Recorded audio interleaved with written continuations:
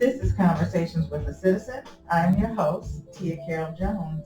I am here today with Jamila Trimuel. Jamila is the founder of Ladies of Virtue. Jamila, welcome to the show. Thank you all so much for having me. Thank you for being here. Tell us a little bit about yourself. Sure. So I'm born and raised on the south side of Chicago, right in South Shore to be exact. And my dad used to always say, you're an African girl, you can do anything you put your mind to. And that's something that has truly resonated with me throughout my entire life. So much so that even when my parents divorced when I was 5, the one thing that always remained consistent and true to my mind and to my heart was the fact that my parents believed that I could overcome any obstacle that stood in my way. But growing up on the South Side, I had friends whose upbringing was vastly different. Quite frankly, I took it for granted. It wasn't until my junior year in high school when I saw that some of my friends had fathers who were killed through gun violence. I had some friends whose parents were in their lives, but maybe not in a positive way, that I realized that positive role models can literally change the trajectory of your life. And that's when I started mentoring in college at U of I as a sophomore. And I have not looked back since. So it's been 20 years since I've been mentoring. But I truly believe it's a calling that's upon my life. Ladies of Virtue is celebrating its 10th anniversary. Congratulations. Thank you. Why did you want to found the organization? Yeah, so as I mentioned, some of my childhood experiences, I started mentoring as a sophomore in college and really mentored even after college while I was in grad school. I started a small mentoring organization at the YMCA in Austin, and since has closed down. But I also mentored at Toastmasters with the Youth Leadership Program. I was involved with the Chicago Urban League, NAACP. So you name it, I was definitely, had my hands in mentoring youth in Chicago. And while I was doing so, girls would kind of follow me along wherever I would kind of go. And they would talk to me about some of the issues that they faced. And one thing that I noticed was that they really lacked that support as well as the hands-on leadership opportunities so that they could build their confidence. And so that was one of the reasons why I started Ladies of Virtue back in 2011, where, just really to stand in the gap for our girls, to provide them with positive role models and to help them and provide resources and opportunities that they need to live, a healthy and sustainable life, and to live a successful life. And so Ladies of Virtue is a mentoring and leadership program for girls, and we prepare our girls for leadership in 3 ways: character development, career readiness, and civic engagement. And so then, what is the mission of the foundation, and how many young women have been through the organization throughout these 10 years? Yeah, so our mission is to instill purpose, passion, and perseverance in girls ages 9 to 18 while preparing them for a college career and to become change agents in their communities. And so that's what we are all about. And in terms of the number of girls we've served over 1,000 girls over the last 10 years, as well as over 1,000 in the community. So over the last 10 years, we've served over 2,000 girls and their families. And so we're just so happy to have that foundation because we're looking to do even more in the future. Talk about the program and what the participants gain from the experience. Yes, and so I mentioned a little bit earlier in how we prepare our girls for leadership through character development, career readiness, and civic engagement. So what that means is that our girls, for the most part, we have quite a few programs now at this point, but our core programming is during the school year. And it's 9 months long. And throughout that 9 months, they are learning those 3 core leadership areas that I just talked about. So we're doing everything from teaching them self-awareness, teaching our girls how to set goals and accomplish them, teaching them how to manage their emotions, exposing our girls to a variety of career opportunities. We just had, in partnership with Rosalind Franklin, we just had a pharmacy career exploration. It was virtual because we're, still coming out of the pandemic. And then they are also, the one key difference, what I would say for Ladies of Virtue, is that our girls participate in these 2 to 3 month long innovative leadership projects. And that's where they're identifying a topic that they're passionate about. We then partner them with the community organization that pertains to that topic. And then our girls are taking what they learn, going out into the communities and the schools to teach their peers and educate their peers, quite frankly, on that specific issue. And then they have to present their impact to community leaders and business executives. And so even in the midst of the pandemic, everything was virtual. And so our girls identify or created topics and even produced podcasts that pertain to topics that they were passionate about. So anywhere between, there were conversations around biases in the workplace, so very mature topics for teenagers, right? Biases in the workplace, really proclaiming that their brown is beautiful in terms of their natural hair, mental health, human trafficking. So there are quite a range of topics, but it all is pertaining to what they are truly passionate about. Why do you think it is so important to empower young girls and young women? Yeah, you know what is so important, and specifically Black girls, because we have, we're very intentional about ensuring that our mentors look like the girls that we serve. And so we serve 100% Black girls, and like 98% of our mentors are Black as well. And we think that that's important, not only because the research shows that, that girls of color, when they see women who look like them, then that therefore in turn wants to, provides more of an incentive for them to want to become even something greater because they may not have seen it in the past. So that's number one. The research definitely correlates with what we're doing. But then two is, I'm sure you heard the quote, you can't be it if you can't see it. Mm-hmm. And so I'm a firm believer of that, even before I even knew what the research showcased.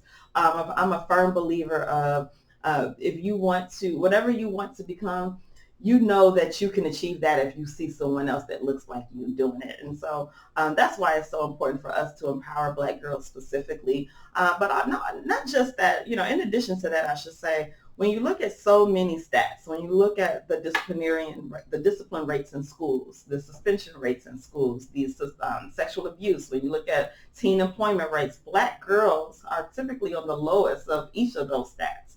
And so that's another reason why we focus on empowering Black girls, because we truly believe we have to stand in the gap every step of the way. And so that kind of leads to my next question about the importance of representation, especially in the form of the partners and the mentors that you have in the program. Can you talk about that? Our mentors are just a wide range. We have close to 80 mentors in our program. And when I say a wide range, I mean everywhere from, business executives to even trades, in the trades to interior, designers to healthcare executives, and so forth. And so, and they go through a process. A lot of people don't know that our mentoring program is very intense. Once you express interest in becoming a mentor, you then have to go through 5 different trainings that is trauma informed, that we teach them about what it means to mentor a Black girl and to walk life on life with her.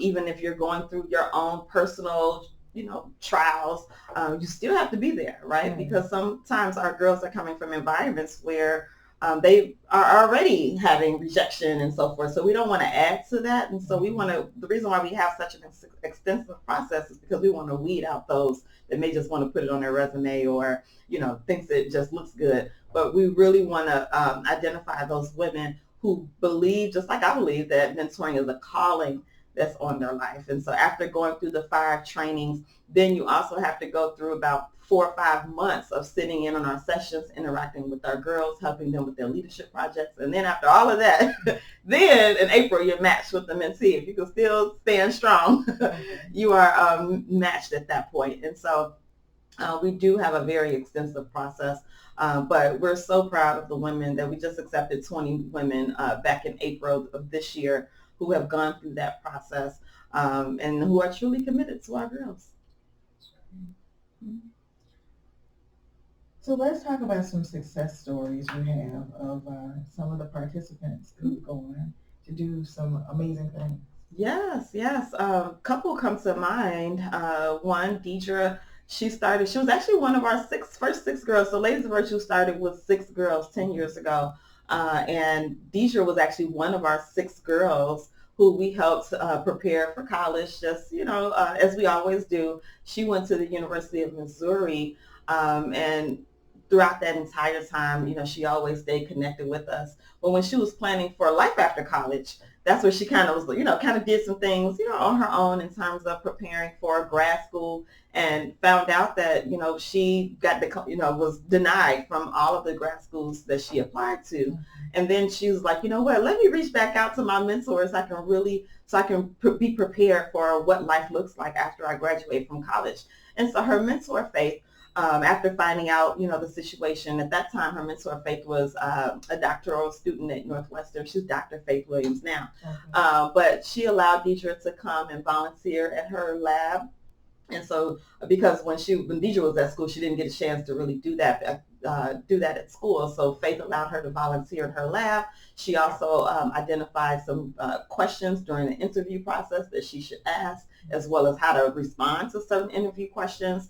And so I'm very proud to say, after Faith worked with her for about 2 years, actually, to be exact, Deidre was accepted into 3 PhD programs. And so because of the exposure that Faith provided to her, she wasn't even thinking about PhD programs at that time.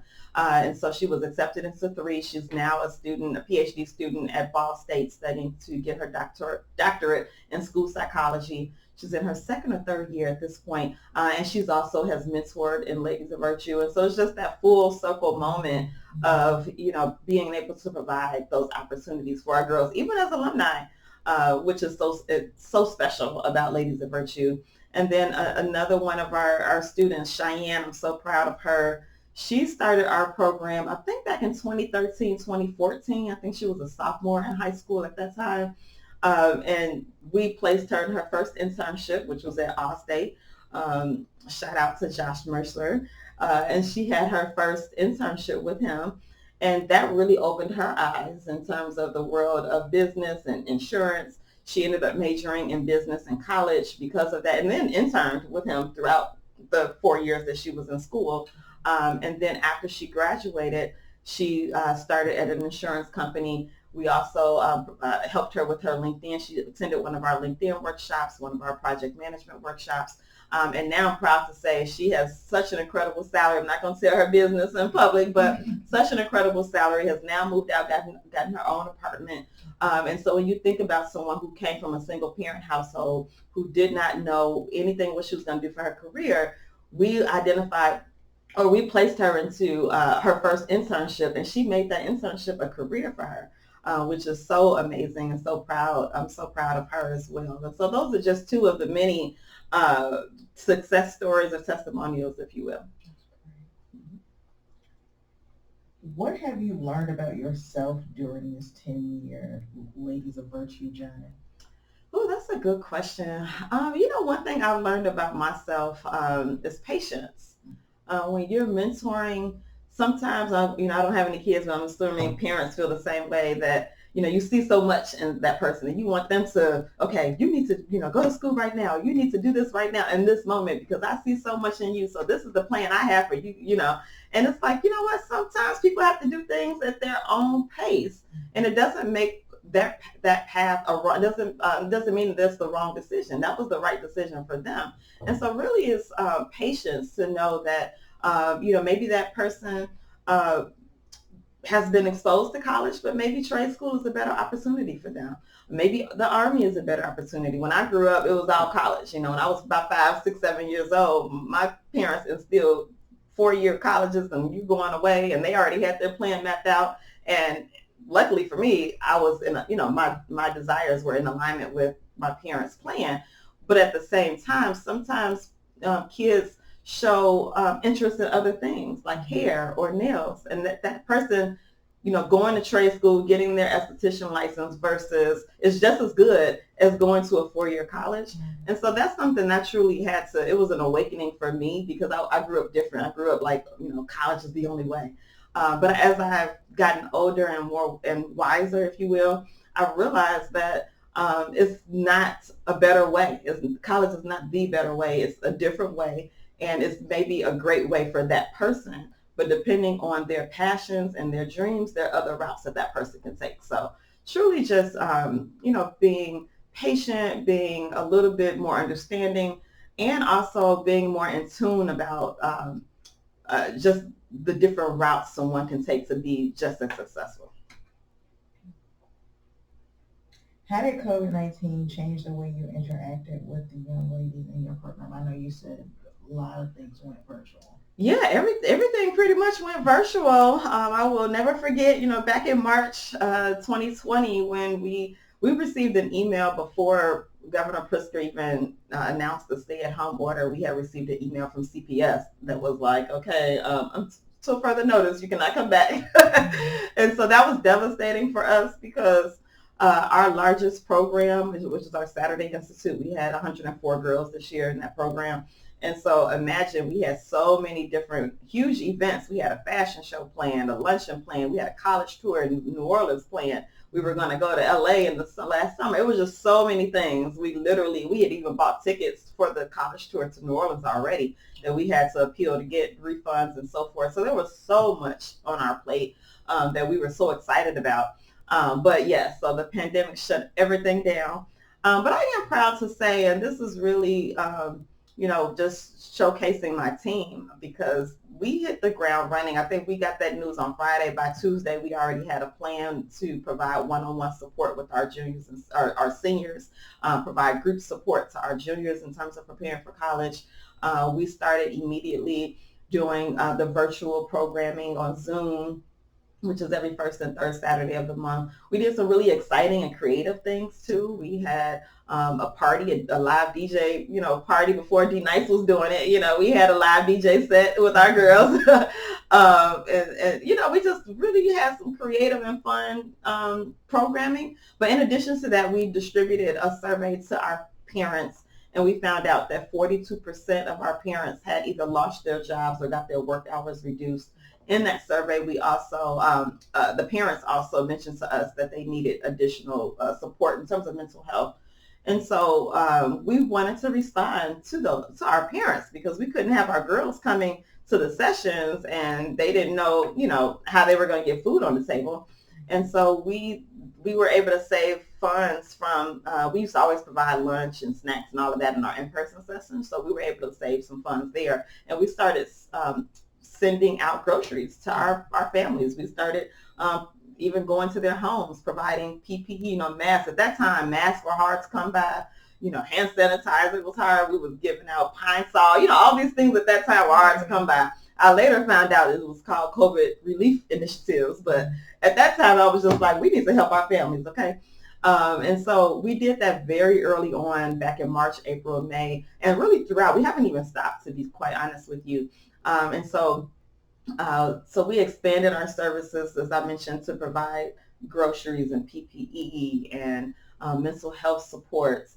And then even outside of that, once we had a good handle on providing services to our participants and our parents, because we were also doing monthly mental health workshops with them as well, that's when we started expanding out to the community.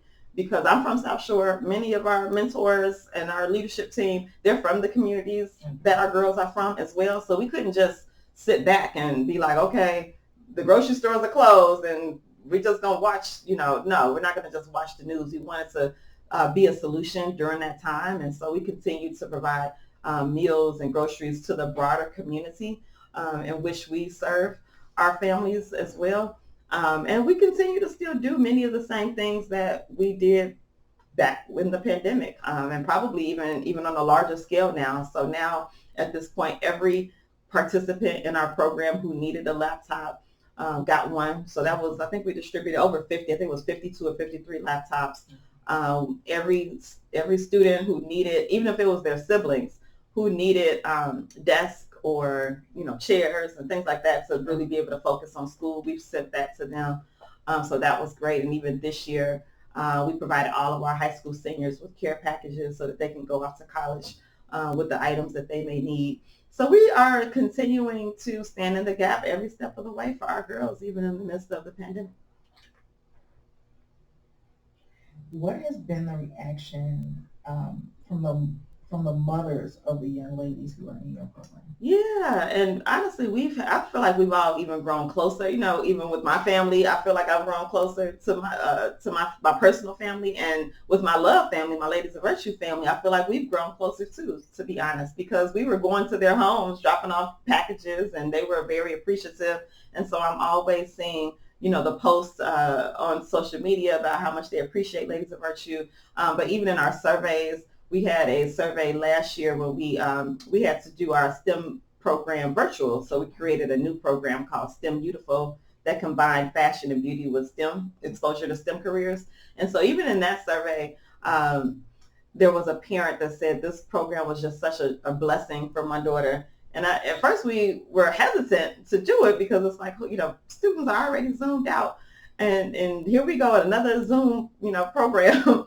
But the testimonies that came from even with that from the parents was really heartwarming for me. We also received feedback from our mental health workshops that said like 100% of our parents felt as though they could communicate better with their child in the midst of the pandemic. They had coping skills now that they can use.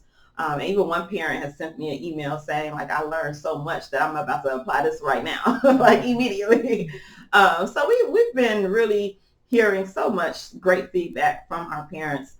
And it's just good to know that they feel as though we have their back. Even if like there were parents that reached out to us to say, hey, my link card amount got reduced, and so I need more food. And so we were able to provide that relatively quickly. We even partnered with another organization to provide, it was 47 of our families with $500 stipends.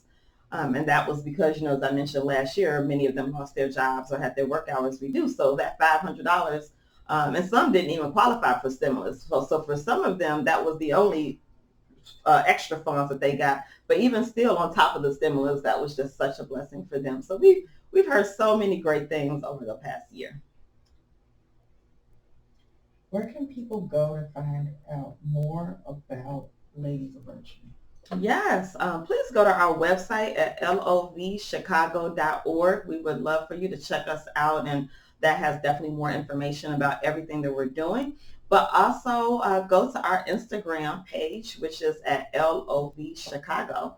Again, that's lovchicago for our Instagram. And then you can always follow us on Facebook at Ladies of Virtue. Before we wrap up, is there anything else that you'd like to add? No, I'm just so appreciative. Thank you all so much for having me to be able to talk about Ladies of Virtue.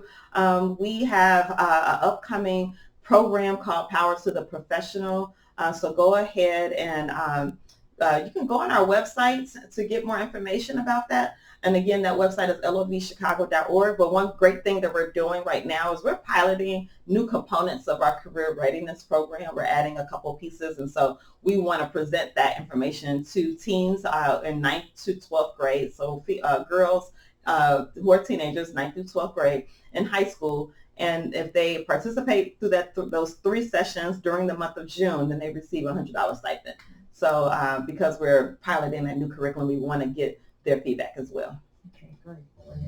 Thank you. Thank you all so much for having me. Remember to make plans to join us again next week for Conversations with the Citizen, the place where real news can be heard.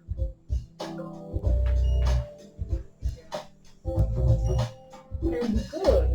Thank Don't worry about that.